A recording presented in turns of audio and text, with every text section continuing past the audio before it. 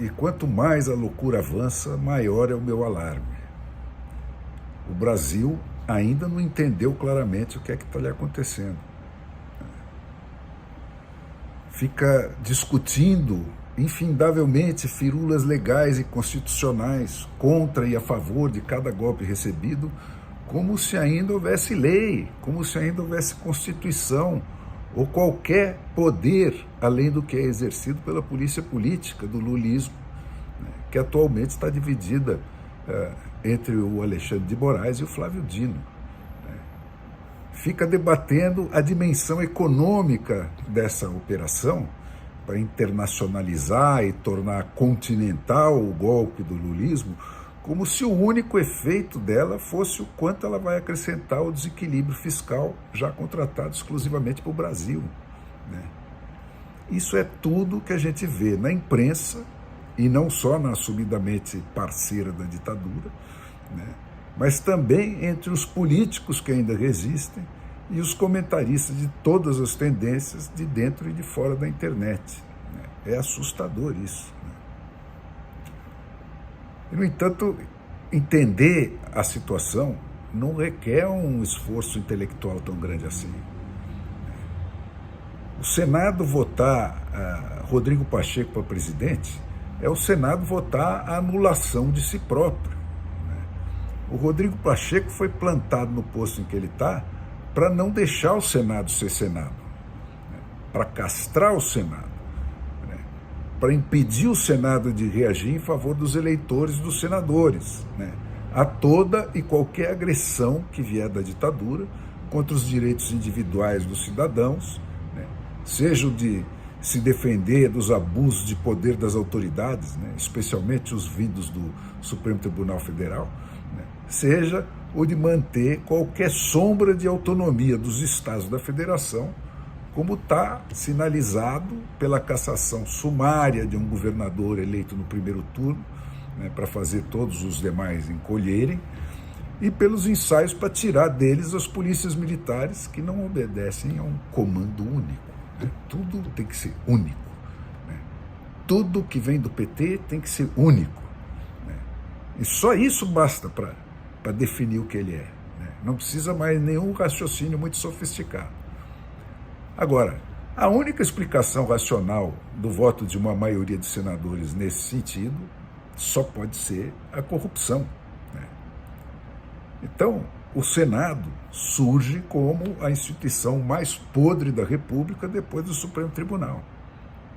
E por que isso está assim? Porque ele é a segunda menor e a segunda mais alta figura da hierarquia do sistema.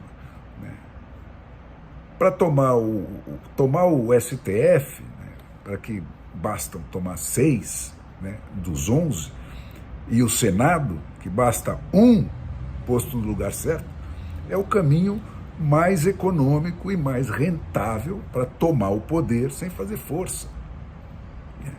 Essa é a inovação genuinamente brasileira, made in Foro de São Paulo, que se não revoga o Gramsci, que já está instalado, torna ele obsoleto para a próxima etapa do processo em diante. Por quê? Porque está difícil mesmo ganhar a eleição sem nenhuma proposta para a realidade do terceiro milênio. Esse negócio de raça, de gênero e outros conflitos fabricados ainda movem aí alguns idiotas, mas nem com a imprensa comprada inteira fazendo força consegue mobilizar um eleitorado suficiente. Basta ver o Congresso que foi eleito no dia 2 de outubro. O povo sabe o que estão armando para ele e fez o que ele pôde para se defender. Mas todo o sistema vem sendo trabalhado há anos para tornar fácil, uma baba, trair o povo, mesmo tendo apenas uma ínfima minoria envolvida na manobra. O trabalho preparatório foi emparedar progressivamente a vontade popular num gueto, mediante a invenção de sistemas eleitorais capazes de fraudar legalmente a vontade popular. No nosso sistema dito proporcional, o povo vota num nome e elege outro, né? Sem precisar de hacker, né?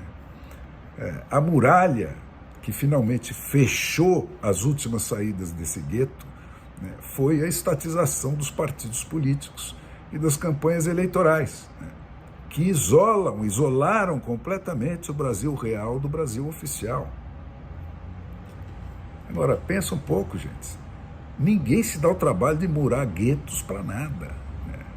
Como a história mostra em infinitas repetições, uma vez isolado o alvo, né, e morta toda a resistência com assassinatos pontuais de direitos e de proteções dos indivíduos, como esses que estão sendo perpetrados aí em ritmo alucinante desde a nossa versão do incêndio do Reichstag, né, está se aproximando a hora de passar da tapiação retórica para o extermínio, né, com o bombardeio direto e assumido da democracia que restou no Brasil. Essa dimensão econômica do golpe está avançando com a mesma sem cerimônia, né? O Lula está totalmente despreocupado com a economia, a ponto de deixar ela nas mãos de um Haddad, porque não pensa mais em cativar eleitores, né? Só por isso. Ele se sente plenamente dispensado daquela chateação de fingir que ele não é o Lula, né, que ele teve que aguentar no passado, né? O que é muito mais do que só sintomático, né?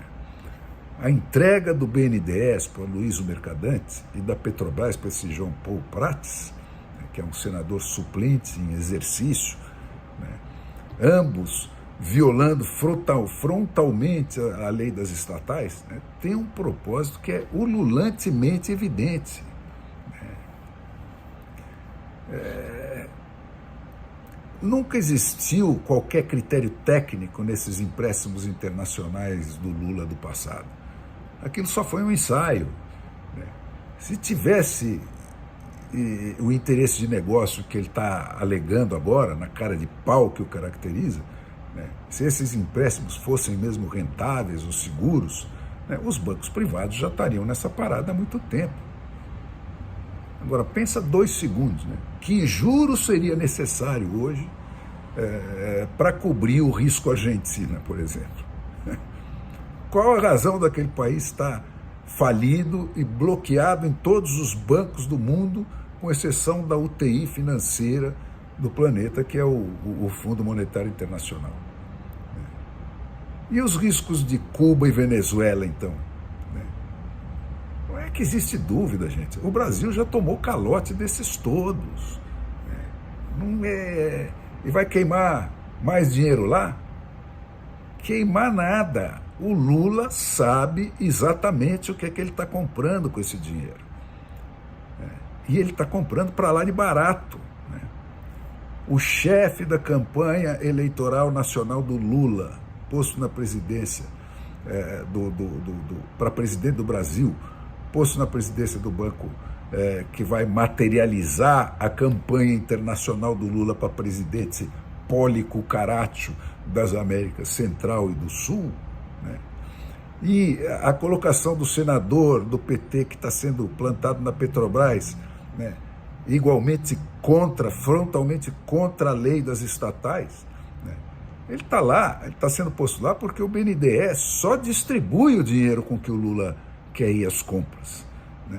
Quem produz esse dinheiro, como a Lava Jato demonstrou com toda a acuidade do mundo, né, que fez ela tão odiada pelo PT, é a Petrobras, né? Esse barulho em torno da volta do subsídio ao consumidor no preço dos combustíveis, tá? É o milho, né? É o milho que essa turma espalha para agarrar os frangos que eles vão assar, né?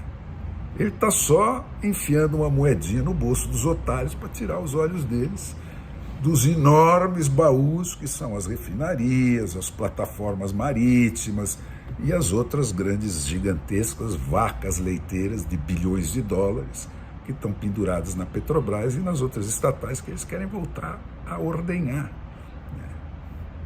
Agora, dizer que tudo isso está acontecendo na velocidade e com a brutalidade em que está acontecendo para defender a democracia, né, é ofensivo à inteligência de qualquer mentecapto.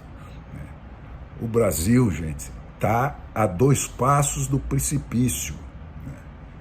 Se for vitoriosa a campanha eleitoral do lulismo, internacional, tomando posse do que ele plantou nos nossos vizinhos, com a mesma receitinha do Foro de São Paulo que ele está aplicando agora aqui no Brasil, se eles constituírem a força armada da ditadura, seja pelo cerco às polícias militares e às forças armadas, que já estão encurraladas aí, seja pela criação dessa Guarda Nacional que está anunciada, não tem mais volta. Não tem mais volta. Essa e as próximas muitas gerações desse continente inteiro podem dar adeus para sempre ao pouco de liberdade e de democracia de que eles já desfrutaram até hoje.